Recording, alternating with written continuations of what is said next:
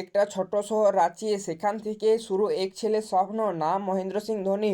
ছোটবেলায় ধোনির প্রথম ভালোবাসা ছিল ফুটবল, কিন্তু স্কুলের কোচ বললেন তুই ক্রিকেট খেল, উইকেট হিসাবে শুরু। কেউ ভাবেনি এই ছেলেটা একদিন ভারতের ইতিহাস বদলে দেবে। সংগ্রাম ছিল ভয়ঙ্কর, টাকা নেই, সুযোগ কম, রেলওয়েতে টিকিট কালেক্টরের চাকরি করতেন ধোনি। দিনে ডিউটি, রাতে প্র্যাকটিস। অনেকে ছেড়ে দিতে বলেছেন, কিন্তু ধোনি একটা কথায় বিশ্বাস করতেন, হার মানা আমার স্টাইল নেই।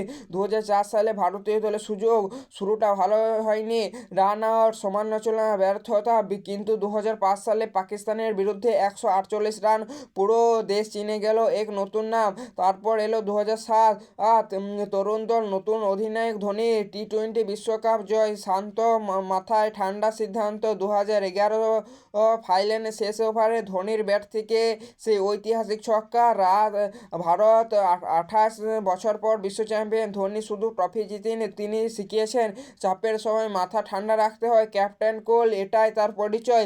আইপিএল, চেন্নাই সুপার কিংস বহুবার চ্যাম্পিয়ন করেছেন।